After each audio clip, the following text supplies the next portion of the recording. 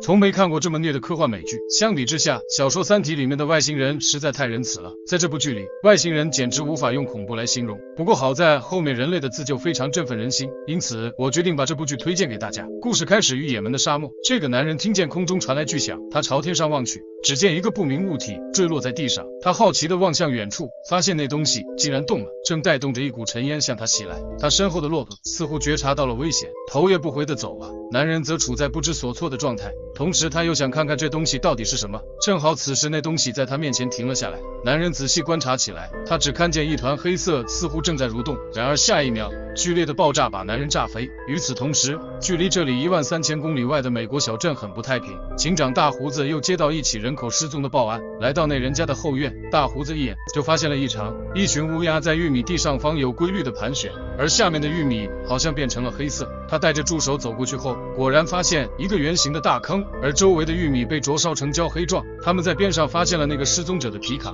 奇怪的是，皮卡周围的泥土上并没有车轮的印记，说明车不是开过来的。那车是怎么出现在这里的吗？同时他们还发现车主的钱包还留在车里，没有被他带走，也没有被人抢走。正当他们疑惑时，数以万计的蝗虫朝这边飞来，转眼间就飞到了面前。车子没有挡风玻璃，蝗虫直接往大胡子脸上撞去，大胡子只能用双手阻挡，幸亏这时搭档把他拉到车底，两人才躲过一劫。第二天，大胡子便退休了。然而在庆祝晚会上，他却突然离开，来到那片玉米地，他叫喊着，结果上天真的给了他回音，地上有什么东西在蠕动着。他跪在地上，伸手去挖，那东西却逃到另一边，然后消失不见。他停下来，以为那是自己的幻觉，结果更大的动静来了。紧接着，他后脑遭到重重一击，整个人倒了下去。此时，在他上方的夜空中出现一个形状奇怪的巨大物体。接下来，美国发生了最诡异的大规模流血事件。一帮美国小孩正在上音乐课，突然女同学开始流鼻血，紧接着男同学也流鼻血，同学们被吓坏了，丢下手里的乐器，发出尖叫。老师看着眼前的一幕，更是惊慌失措。没人注意到角落里一个男孩安然无恙，呆呆地看着众人。很快，小丹来到学校，她正是那个男孩的母亲。校长告诉小丹，我们也不知道怎么回事，有关人员正在调查，所有的小孩都流鼻血了，但唯独你的儿子没有流。小丹第一时间带着孩子到医院做全身检查，结果医生也没有发现任何问题，只说回去多喝热水。男孩却自顾自地陷入沉思，仿佛没有流鼻血也是一种错。回去的路上，妹妹又流起了鼻血，男孩依旧没事。回到家里，他们正看着动画片，突然画面闪了一下，紧接着画面变成了新闻，只见大批动物好像逃难一般往城市里面冲。心里满是担忧的小丹想起丈夫阿伟怎么这么晚还不回来，这儿子却说 iPad 显示爸爸的手机信号消失在郊外。出于担心，小丹来到了那个位置，却发现丈夫出轨了，这犹如晴天霹雳。回到家，她崩溃大哭，自己放弃医生的职业，甘愿做家庭主妇，没想到换来的却是背叛。她无法压抑心中的怒火，和回到家的丈夫大吵起来。然而这时桌上的餐具突然颤动不止，紧接着屋子开始摇晃，家具纷纷掉落，电灯不停闪烁，两人赶紧抱头躲避。很快电灯彻底熄灭，这时耳边传来孩子的尖叫，他们赶紧去安抚孩子。随后小丹看向窗外，她顿时呆住了，只见屋外到处起火，建筑也遭到破坏。阿伟出来查看，发现周围火光冲天，房屋倒塌一片狼藉。他问邻居发生了什么，邻居说有点像地震，更像是恐怖袭击，全乱套了，电力中断，手机信号也没了。而此时大家突然发现阿伟的房子竟然安然无恙，他们围过来问阿伟你们家没事？言下之意是怀疑这起事件和阿伟有关。阿伟自己也是一脸懵，只好说可能是运气比较好。可是邻居越聚越多，正要发难，这时屋里传来儿子的尖叫声，阿伟赶忙跑回家里，发现儿子捂住耳朵痛苦无比，他不停喊着停下停下。小丹尽力安抚着儿子。没过多久，电来了，电灯亮起，儿子终于平静下来。他疑惑地问众人，你们没有听见吗？小丹问，你听见了什么？儿子说，一个声音不停重复这两个字，瓦九瓦九。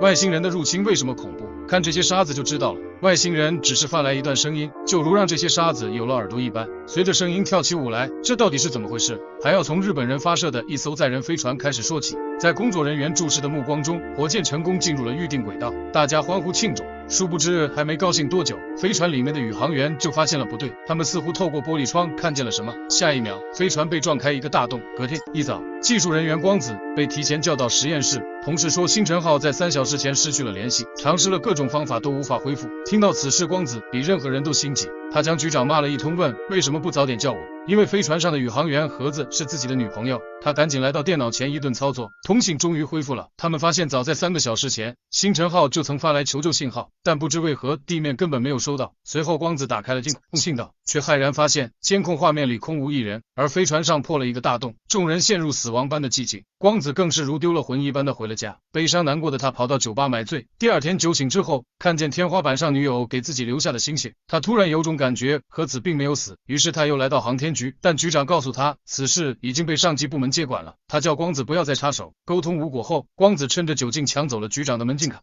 冲进实验室，并且反锁了大门。经过一系列操作之后，他成功恢复了数据，一段录像正好记录了飞船被不明物体撞击的瞬间。与此同时，他还发现视频背景音中有奇怪的声音，他将声音分离出来并且放大，那吵杂的声音中夹杂着2个重复的字：瓦九瓦九。可这时保安破门而入，将光子强行驱离。好在光子已经将这段音频拷贝并带了出来，他找到和子的父亲，同时也是著名的音频修复专家大和先生。大和用大功率音箱播放这段音频后，神奇的一幕发生了，只见花盆里的沙子随着声音有规律的蠕动起来，两人无比震惊。紧接着光子来到航天局，将这一发现告诉局长，局长说早在6小时前他们就收到了这条音频，经过研究后发现这声音并不是从星辰号发出来的，可是太空中并不能传播声音，那这声音是哪来的呢？局长告诉光子，美国专家正与我们合作调查，因为全球至少有6个地方收到了这种声音，他们认为这是外星人发出的信号，这也是为什么航天局请来了诸多语言学家的原因。而此时的电视上，美国总统通过100多种语言向全世界广播，人类的灾难来了。就在刚刚，美国政府用100多种语言向全世界发表讲话。据可靠情报显示，人类可能要灭绝了，一种外星生物入侵地球，还没看清他们的样子，地表最强军队就全军覆没。然而，这个未来能拯救世界的男孩，却还在受到校霸的欺负。他因为经常癫痫发作，被校霸的团伙当作怪物。而就在出游的大坝上，小黄再次癫痫发作，他浑身抽搐，翻起白眼。老师回头关切，这时前方突然落下大量不明物体，老师急打方向，结果汽车失控坠落悬崖，在车头的老师受了重伤，并被压住，无法动弹。所幸同学们只受了轻伤，并无大碍，但他们发现所有手机都失去信号，无法求助，他们只能等待救援。殊不知外面的世界已经乱套，人们根本无暇理会他们。在苦等1晚之后，老师因伤势过重去世，绝望的同学彻底慌了。这时校霸把气全撒在小黄身上，他认为就是小黄发病才引起的车祸，他甚至把小黄不堪的家庭关系公之于众。逆来顺受惯了的小黄这次依旧没有反抗，但他收拾好东西朝悬崖边上走去。接下来他在所有人诧异的目光中向上攀爬，最终凭借着惊人的毅力，他爬上了崖顶。其他同学见状纷纷效仿爬了上来，来到上面，他们才发现导致车祸的元凶是坠落的俄罗斯卫星。小黄看着这些残骸惊呆了，他打开随身携带的画本，眼前的情景竟然和自己的画一模一样。这时女同学也发现了异常，小黄赶紧收起画本，这些都是他癫痫发作时脑海里出现的场景，难道自己有预知未来的能力吗？随后同学们在原路返回的途中发现一辆送货车，上面满是食物，司机却不见踪影。已经饿了1天1夜的同学们喜出望外，食物的问题终于解决了。小黄却发现玻璃上有个大洞，说明司机已经遭受不测，而座椅上一滩黑色的粘液，上面长着毛茸茸的东西。而车上的无线电给小黄带来了希望，他叫来精通无线电的同学调试后终于有了声音，可无论他怎么换台，都只能收到紧急广播，广播叫大家尽量留在室内，不要外出。这时几人心里已经有了不祥的预感，而另外一些天真的小孩却执意要守着食物等待救援。无奈小黄等人只好带上一些补给后，他们继续赶路，不知走了多远，他们终于见到了房子，一个女人开车经过，他们拦下女人，祈求女人帮忙把他们带回城里。可女人却目光呆滞，好像刚刚经历了什么重大打击，她不愿意往城里走，但她也不知道该去哪里。在大家的再三请求之下，女人答应了。很快车子在城市的边缘停了下来，同学们发现这已不是他们熟悉的伦敦城。穿过铁丝网，只见这里满目疮痍，街道上不见人影，同学们就地散开，他们只想第一时间见到自己的家人。随后女同学跟着小黄走到没人的巷走，她终于忍不住问小黄，你知道一些别人不知道的东西对吗？在她的追问下，小黄终于对好友说出了秘密。他说自己天生就和别人不同，在癫痫发作的时候，他能看见很多奇怪的东西，他以前一直以为是幻觉，但是昨天他知道自己的癫痫好了，而那些东西并不是幻觉，因为他们已经来了，他能真切地感觉到他们就在身边。刚说完，他便拉着女同学躲到墙角，随后小心翼翼探出头往外看去。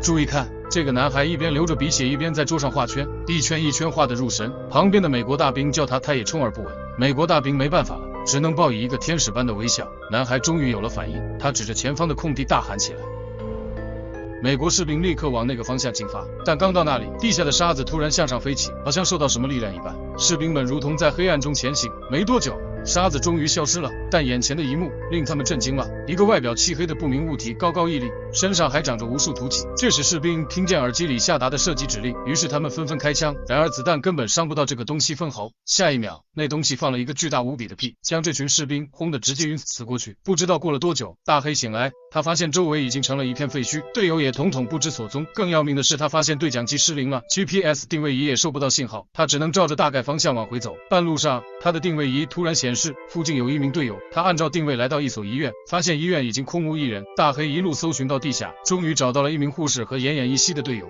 护士以为这场袭击是美国人干的，正对他口吐芬芳。这时，反叛军发现了大黑正到处搜寻，大黑连忙拉下柜子挡住通道，然后抱起战友从另一边逃跑。而一名反叛军在通道中好像听见暗处有人，他回过头，而等待他的却是闪电般快速的未知生物。他被一击毙命，剩下的反叛军被大黑几枪就搞定了，但是队友却因伤势过重没了呼吸。悲伤过度的大黑回到基地，他第一时间呼叫上级指挥所，却没有任何回应。无助的他最终在垃圾桶里找到一张密报，上面说由于遭受未知生物的袭击，并且他们的粘液带有极强的腐蚀性，美军没有办法抵抗，于是命令所有人撤离到喀布尔空军基地。大黑稍作休息后，便马不停蹄地赶往那里。但当他来到后，才发现整个基地已经空无一人，地上横七竖八的全是尸体，甚至还有一只不明生物的尸体，地面的所有东西都变成了黑色。大黑小心戒备着试图寻找幸存者，结果却找到了几个路过的难民。难民说他们正赶往附近的民用机场，那里还有飞机飞往美国。于是大黑和他们一起奔赴机场，在亮出海豹突击队的身份后，大黑成功登机。然而飞机却没有顺利到达美国，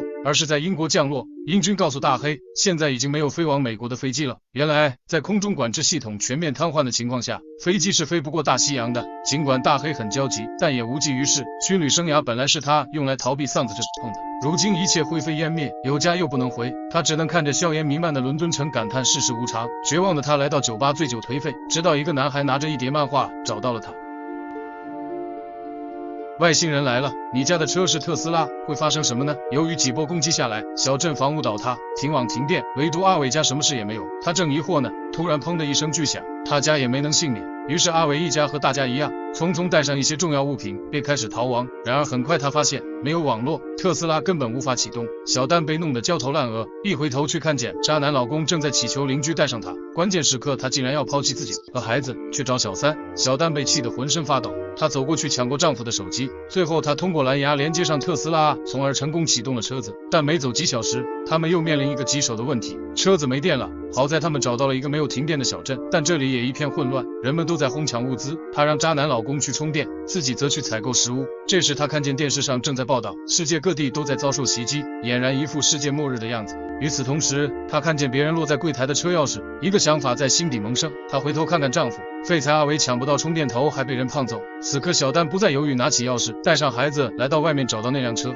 她招呼阿伟将行李搬过来，车子启动，车主人发现车子被盗，紧追不舍。小丹果断加速，身后是仁义道德，身边是孩子的安危。在这末日的乱世，她选择了孩子的安危，但没走多久，车子也没有了。更要命的是，儿子去树林里上的厕所竟然失踪了。他们带着小女儿在林中狂奔，生怕儿子有什么不测。最终他们在林间找到一所房子，里面出来一个端着枪戒备的老头，告诉他们，你儿子在屋里。老头把他们迎进屋里，并答应收留这一家4口，但他要求阿伟出去为大家寻找食物。小丹看着干啥不行，泡妞第一名的废材丈夫只能自告奋勇说让我去。他战战兢兢来到超市，发现货架上的物品早就被抢空了。更要命的是，一群士兵过来把他团团围住。士兵说这里已经宵禁，除了军人和医生，其他人都必须待在家里。为了摆脱士兵，小丹连忙说我是医生。不料士兵听完立马将他带走，因为他们现在太缺医生了。很快他们给小丹穿上手术服，然后推上手术台。正在手术的医生吩咐小丹赶紧缝合伤口，可小丹是医学院毕业不假，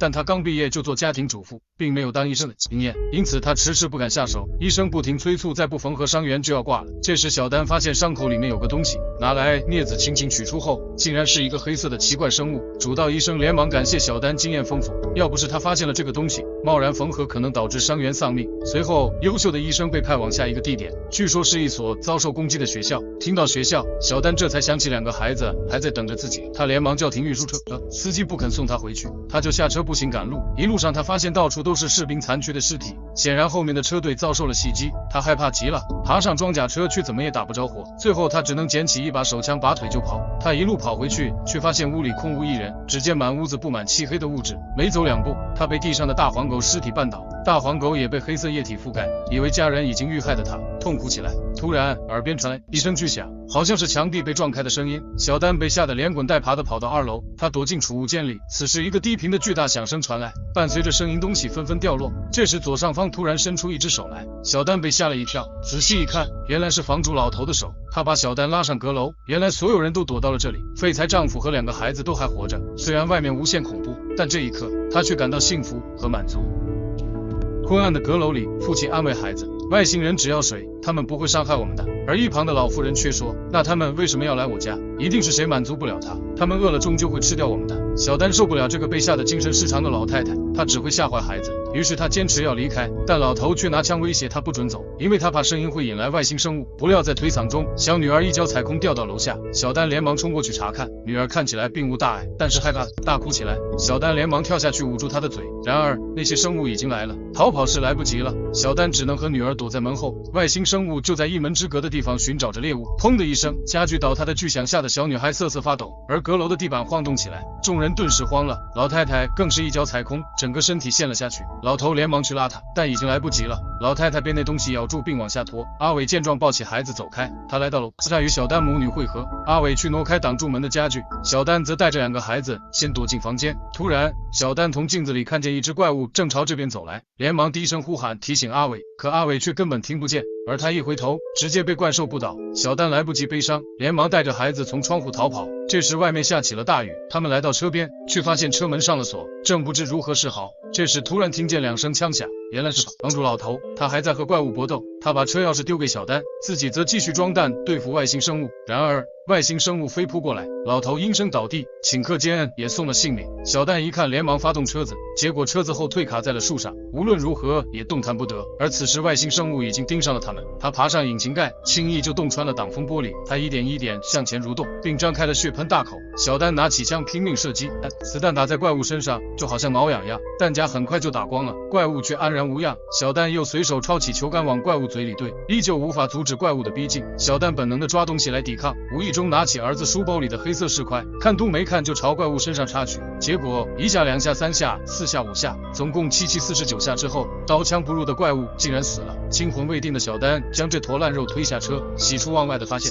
阿伟没死，正晃晃悠悠的从屋里出来了。在想办法摆脱卡住的树干后，一家4口终于逃离。他们来到之前士兵前往的学校，这里聚集了大量难民，而因为医生的身份，小丹一家受到优待，分到了一个大单间。2个小孩闯入停尸间，小胖说，看，外星人杀死人类后会把黑色的东西留在人体表面，然后就会长出黑色的毛茸茸，人类就好像外星人的培养皿。我爸爸说，他们迟早会杀光人类的，人类根本打不过他们。而小帅却说，我妈妈昨晚就打死一个。小胖不信，他说你就会吹牛。然而小帅当即拿出一块黑色石头，惊动了所有人。只见石头一靠近尸体，黑色物质立刻消散，那毛茸茸也害怕地萎缩起来。军方高层立刻对石头进行研究，他们发现外星生物的粘液上长出来的毛茸茸的小生物，不论用什么方法都是杀不死，但这块石头一靠近，它们就会立刻萎缩。这时滴上几滴强酸的话，它们便会轻易被腐蚀。这无疑是一个巨大的发现。很快，这块石头被装进箱子里保护起来，连同阿伟一家被送上装甲车运往军事基地。可在半路上，他们发现后面追上来一辆装甲车和一辆皮卡，士兵正疑惑呢，装甲车里突然冒出一个人来，朝着这边就是一枪，枪战一触即发。小丹死死护住孩子的头，而对方绕到另一边打爆了装甲车的轮胎，装甲车失控侧翻在路旁，士兵们还在顽强抵抗，而小丹则拿起石头带着孩子逃进树林里。没多久，枪声停了，他们在呼唤阿伟一家回去，但远远望去，这些获胜的人却是匪徒。这一次，阿伟难得硬气了一回，叫小丹带着孩子继续往前，自己则去引开匪徒。没走多久，他便遇见了一名士兵长。士兵长告诉阿伟，这里安全了，叫你的老婆孩子出来吧。于是阿伟对着树林里喊道，安全了，过来吧。小丹听见后没有停留，而是继续往前，显然这是暗语。阿伟也不傻，这人有恃无恐的样子明显是和匪徒一伙的，而士兵长也不装了，阿伟拙劣的演技他一眼就看穿了。他用对讲机告诉同伙继续搜索小丹等人，随后抬起手就是一枪，阿伟死了。没多久，小丹和孩子们来到了一个空旷的地方，这里漫山遍野的全是黑色。小丹掏出黑色石头往前走一步，面前黑色便立刻散开。男孩将女孩拉到墙角，然后小心翼翼地探出头来查看。只见一个生物正虎视眈眈看着这边，它多手多脚，和地球上的任何生物都不一样。女孩被吓得瑟瑟发抖，小黄则是不停地深呼吸，让自己保持平静。好在这时远处传来枪声，那东西被枪声吸引而走开了。小黄马不停蹄地回到家，结果却看见了不忍直视的一幕：坐在轮椅上的母亲一动不动，她被黑色粘液覆盖，而这些黑色一直蔓延到天花板。小黄伤痛欲绝，女同学连忙过来安慰她。悲伤过后换来的是愤怒。小黄对女同学说：“我要报仇。”女同学劝小黄冷静一点，那可是外星生物。小黄拿出自己的话告诉女同学：“我可以的，我预知了很多事情。现在的问题是，我要如何让自己再度癫痫发作？”女同学说：“那也不一定就能报仇啊。”小黄说：“可以的，只要我看见他们是怎么死的，就会有办法消灭他们。但要怎么让小黄癫痫发作呢？”女同学想起了母亲工作的医院，可他们刚出来就遇见了外星生物，几个士兵正在开枪射击，看来要走到医院也不容易。好在他们在一个酒吧遇见了美军大黑，他们让大黑带他们去医院，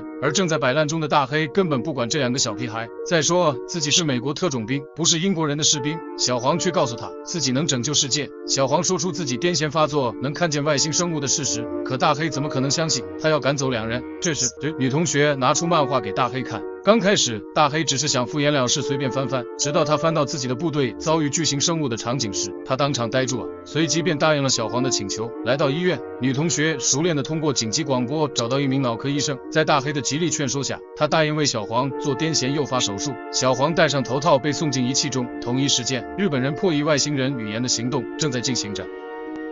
日本航天局与美军合作，请来大量语言学家，试图破译外星人的语言，但经过20个小时的努力后，语言学家接近崩溃，因为这些声音样本根本毫无规律可言，这根本就是不可能完成的任务。而一旁的技术员光子早就预料到光靠语言学家不行，他打算通过机器学习的方式，让人工智能去学习外星人的语言。在敲了一个通宵的代码后，他终于完成了第一阶段的任务。这个时候他才告诉大家，其实他把所有人给骗了，他实际上是在利用航天局的天线罢了。打从一开始他就知道，即便用上全部超级计算机，学习外星人的语言也是不可能实现的，除非反过来让外星人学习人类的语言。于是他把自己最喜欢的高空电影的解说视频以及盒子的生活视频一起打包发往星辰号，而人们被他的冒险举动吓到了。如果外星人真的学会了人类的语言，是福是祸还不知道呢，可一切都来不及了。传输已经完成。没多久，光子突然从椅子上跳起来，奔向收发室。在这里，他收到了盒子的语音，4个字：救救我们。与此同时，外面立刻炸开了锅。但很快，语言专家就发现了漏洞，透过波形图，完全看不出有唇齿音和呼吸节奏，也就是说，这声音不是人发出来的，而是合成的。但这也带来了一个巨大的好处，那就是美军已经锁定了信号原点，也就是外星飞船的准确坐标。局长下令切断连接。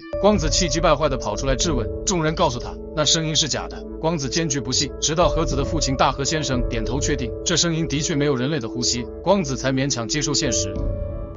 伦敦的医院里，医生惊恐地看着屏幕，数以10亿计的神经元完美的同步运动，这根本就不是人类的大脑。而躺在仪器上癫痫发作的男孩，此刻极其痛苦，他的眼前出现了山川河流、星辰大海，还有不可名状的画面，甚至是外星人眼里看到的世界。而就在他癫痫发作的同时，医院里的人往窗外看去，不禁惊呼：我的天！他们看见了一只又一只的外星生物，他们似乎有组织的朝这边赶来。医院顿时乱作一团。没多久，外星生物进入医院大肆虐杀，但他们最终都不约而同来到了小黄所在的房间。他们的目标竟然是小黄。小黄从床上跳下来，惊恐地说道：他们来了！此时的他竟然彻底和外星生物心灵相通了。大黑立刻带着2人转移，可是没用，外星生物不用看也能准确找到小黄。看着玻璃外张牙舞爪的怪物，小黄知道他们是冲着自己来的。大黑举枪瞄准蓄势待发，小黄则是大脑一阵眩晕。突然外星生物撞破玻璃，大黑赶紧带着2人逃离。他把2人关进一个房间里，一回头，那头怪物已经追到，大黑举枪射击，怪物却毫发无伤，依旧在向前逼近。大黑知道开枪没用，他停了下来。在怪物冲过来的瞬间，他拿起一旁的可燃气体瓶，打开瓶口开枪点燃，动作一气呵成，熊熊火焰把外星生物烧了的外焦里嫩，足足烧了3分钟，已经5成熟了。而屋里的小黄不停喊着好烫。终于气体烧完了，外星生物也已经死透。但此时更多的外星生物赶到，大黑赶忙转身去叫2个小孩，可一转眼他们就被怪物团团围住。怪物再发动进攻的话，大黑就只能用肉躯去抵抗了。在这千钧一发之际，小黄突然想到，既然他们在我的脑海里，那我也应该在他们脑海里。一个大胆的想法在他心里萌生，于是他集中精力，嘴里默念：停下来。停下来。下一秒，奇迹竟然真的发生了。只见外星生物表皮流动的凸起全部平复，然后就这样定在原地，不再动弹。三人总算安全了，而小黄则变得无比虚弱。大黑抱起他离开，来到外面，小黄突然两眼一翻，晕死过去。与此同时，世界各地的人们无不看见天空中出现一团火光，没错，那是外星人的飞船被美国的原子弹命中了。随后这艘巨大的飞船划破天际掉落下来，而定格的外星生物也随之纷纷掉在地上。大黑和女同学在抢救小黄，世界各地的人们在欢呼，人类有史以来最大的危机终于过去了。尤其是日本人，他们自豪地说是他们拯救了世界，却没人知道有个叫小黄的男孩最终被判定为脑死亡。女同学和他一起听完了最后一首歌，医生拔了他的管子，他的下一站是太平间。女同学回到了母亲的怀抱，世界秩序在恢复，人类的家园在重建。大黑告别战场，来到海边度假，和妻子一起享受来之不易的美好时光。可是突然，他们的表情凝固了，转而变成震惊。不仅是他们，小丹、光子也是如此，因为他们看见了直耸云间的外星飞船。可想而知，第二季一定更精彩。好了。